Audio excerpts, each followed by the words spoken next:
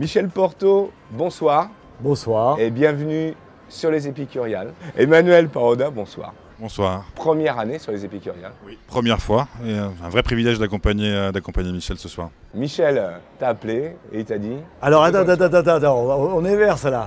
C'est Emmanuel qui m'a poussé dans cette histoire. Ah bon? Emmanuel qui est venu me voir et qui me dit « Michel, ce serait bien que tu reviennes à Bordeaux. » Pour les gens qui ne vous connaissent pas, je sais qu'il n'y en a pas beaucoup. Il y en a.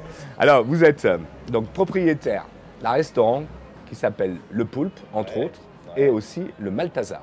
Oui, à Marseille. Et Emmanuel, vous êtes itinérant, on va dire. En fait, j'ai décidé d'arrêter la restauration traditionnelle il y a 2 ans de ça, en fait, pour me consacrer quasiment exclusivement au rapport entre l'art et la cuisine et interroger les rapports qui sont pour moi évidents entre ces deux arts. Que la cuisine et les arts traditionnels ont cette même capacité à ouvrir une parenthèse dans la vie des gens. Et la cuisine est une histoire. La cuisine, c'est avant tout une affaire de souvenirs et c'est avant tout une affaire d'histoire. Et justement, vous êtes historien de formation, donc c'est pas par hasard si vous nous parlez de ça. Exactement. J'ai mis du temps en fait à faire vibrer à la fois ma formation et ma passion. Alors vous êtes chef du relais 50 jusqu'en 2015. Vous créez aussi œuvres culinaires originales avec Axel Monge. Oui, c'est ça, mon associé. Une association qui imagine et réalise les projets où la cuisine s'accorde avec l'art. Exactement, c'est exactement ça. Ici à Bordeaux, on a mené un projet avec la Cité du Vin notamment, qui s'appelait le Ciné Gourmand, qui était un joli succès. On travaille beaucoup avec des musées pour montrer comment justement le regard du cuisinier peut être un regard pertinent. Est-ce que vous diffusez aussi comme message auprès de l'ensemble des chefs avec lesquels vous êtes en fait? Exactement ça. Moi je milite pour une chose, c'est que la cuisine soit reconnue comme dépendante du ministère de la Culture et non plus d'un ministère du Tourisme ou de l'Agriculture. Alors je vais revenir à Michel. Maintenant, alors, comme ça, une petite bio rapide. Alors, vous passez avec réussite votre barre d'expert comptable. Hein, vous commencez comme ça, vous. Mais vous souhaitez absolument devenir cuisinier. Absolument, oui. Non, en fait, je ne veux surtout pas être expert comptable. C'est elle la différence. Alors, votre père vous a inscrit donc au CFA de Marseille, où vous ressortez major de la promo 2 ans plus tard. Avec un CAP de cuisinier de collectivité. À l'époque, il y a un CFA qui forme à la cuisine dite classique. Il n'y a pas de place, on me refuse. Et mon père, il me dit, trouve-toi vite une formation. Qu'est-ce qu'il faisait ton père? Qu'est-ce qu'il faisait? Comptable. C'est bon. Vous faites vos premières armes au club des Girondins de Bordeaux. C'est vrai. Vous devenez ensuite chef de partie au Rouzic et au Chaponfin. Ouais, dans des beaux endroits de Bordeaux. Début des 90, vous secondez Dominique Toulousy au restaurant Les Jardins de l'Opéra à Toulouse. 2 étoiles, meilleure ville de France. 93, vous rentrez chez Trois Gros. 97, vous quittez Trois Gros pour suivre votre compagne mutée à Perpignan. Ouais, ça arrive, hein, les hommes qui suivent leurs femmes. Hein.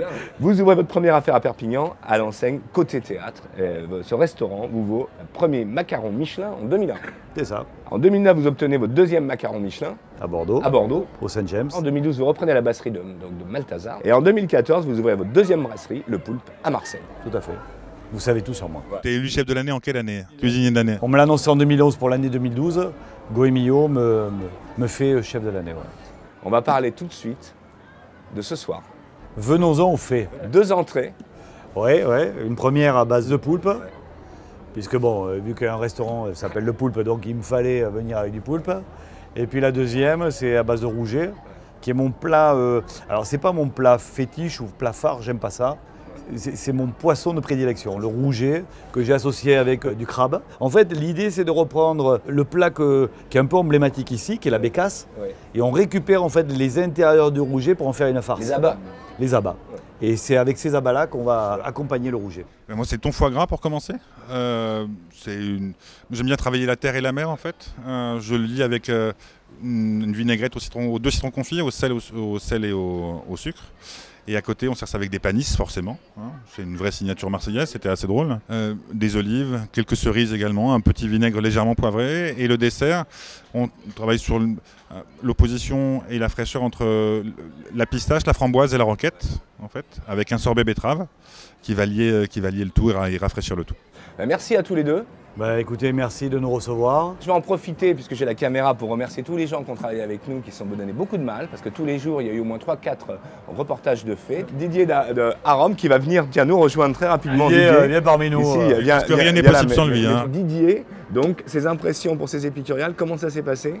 Est-ce que tu es content de la collaboration avec tous ces chefs? Les Épicuriales de cette année sont à l'image de la clôture.